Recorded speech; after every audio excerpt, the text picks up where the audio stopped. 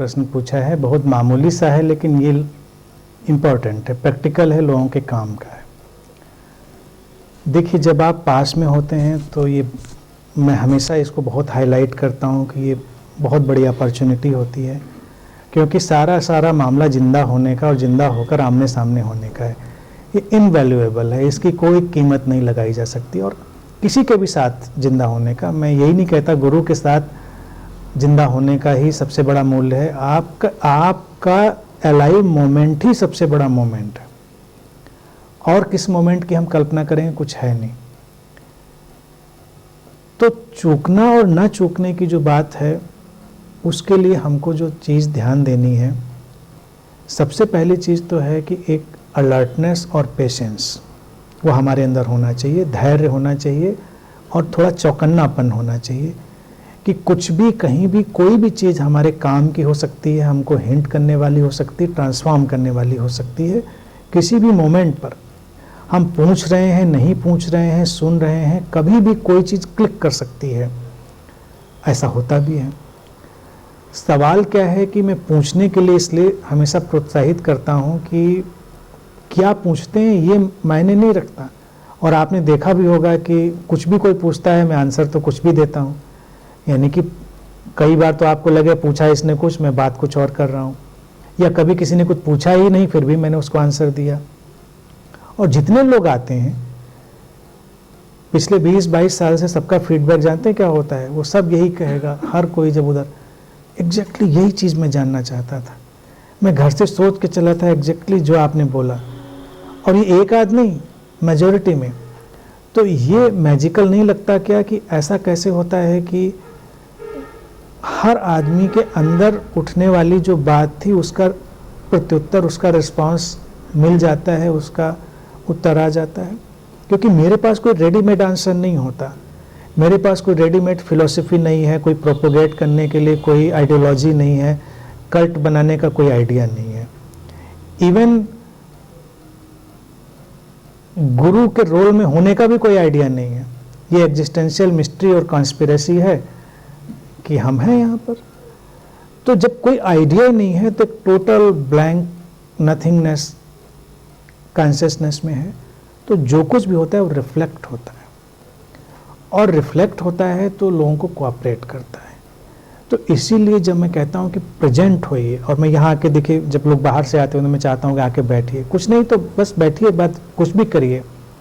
आपको नहीं पता कि क्या आंसर आएगा, लेकिन एक चीज़ तो पक्की है कि आप यहाँ आए हैं तो आप अपने जीवन में कोई अर्थ की, मीनिंग की तलाश में हैं, ट्रांसफॉर्मेशन की तलाश में, तो ट्रांसफॉर्मेशन आएगा।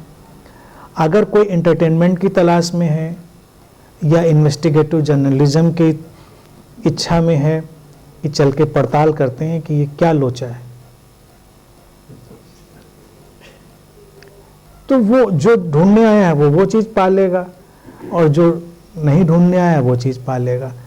तो एक तो अपनी अर्नेस्टनेस, अलर्टनेस और पेशेंस रखना चाहिए कि कभी भी वो ट्रांसफॉर्मेटिव चीज़ हो सकती है। इसीलिए शिविर को जब मैं ऑर्गेनाइज करता हूँ तो मेरा पर्पज़ यही होता है कि इसमें टोटल कम टाइम है, कम टाइम में लोग थोड़े चौकन्ने, खुश, अवेयर ज़्यादा बने रहें किसी भी मोमेंट पे। और यही नहीं, कभी हम लोग नीचे बैठे हैं, चाय पी रहे हैं, वो मोमेंट भी ट्रांसफॉर्मेटिव हो सकता है। कभी बस हम किसी के पास से निकल के बात कर रहे हैं, वो भी ट्रांसफॉर्मेटिव। तो कोई प्रेडिक्शन नहीं हो सकती। इस पर एक बहुत पुरानी स्टोरी है, तो मुझे बड़ी प्रिय है, और I think, I am not sure, लेकिन ऐसा मुझे लगता है कि रविन्द्रनाथ ने भी इस पर अपना कोई गीत लिखा है कि कुछ लोग हैं, उनको एक बार ऐसा स्वप्न आता है कि रात के किसी खास वक्त में जो है भगवान आने वाले, ईश्वर आने वाले हैं। अब वो तो एक कॉन्सेप्ट है, ईश्वर आने वाले हैं, तो क्या ईश्वर, मतलब वही वाली, लेकिन आने वाले हैं, वो एक स्टोरी है। तो कहते हैं लोग बड़े खुश होते हैं, अच्छा आने वाले हैं तो आज तो मुलाकात होगी, तो इंतज़ार करते हैं सब जाग कर। लेकिन वक्त बीतता जाता है, कोई नहीं आता, तो धीरे धीरे लोग फिर सोने लगते हैं, नींद आने लगती है। तो एक कहता है कि भाई अब तो हमको नींद आ रही है, अब हम जा रहे हैं सोने, अब तो कोई नहीं आने वाला है। धीरे धीरे 1 बाय 1 करके स्टोरी कहती है कि जो लोग प्रेजेंट थे वो सब सो जाते। रात के किसी टाइम कुछ आवाज़ होती है और उनको लगता है कि जैसे कोई आके गया। तो जब वो आते हैं बाहर तो देखते हैं एक चिड़िया बैठी थी, नॉर्मल ऑर्डिनरी, और वो उसके पंख सुनहले हो गए हैं। ये कविता है, ऐसा नहीं सोचना चाहिए कि ऐसा कुछ होता है, लेकिन जो कहने का सार उसका है। तो वो कहेंगे कि जब उसने देखा लोगों ने कि ये क्या हुआ है, तो कुछ बड़ा ट्रांसफॉर्मेशन हो गया। ये जो ऑर्डिनरी सी चिड़िया थी, गोल्डन इसके सब हो गए, पंख हो गए। तो उनको एहसास होता है कि चिड़िया ने देखा, उसकी मुलाकात हुई और वो आया, कुछ निशान दिखे उसके जाने के। ये आने की सूचना चिड़िया ने भी सुनी थी। जब इन लोगों ने बात करी कि वो ईश्वर आने वाला है, तो उन्होंने भी सुना, चिड़िया ने भी सुना कि आने वाला है। ये सब तो सो गए लेकिन वो जागती रही। इतना सा अंतर है।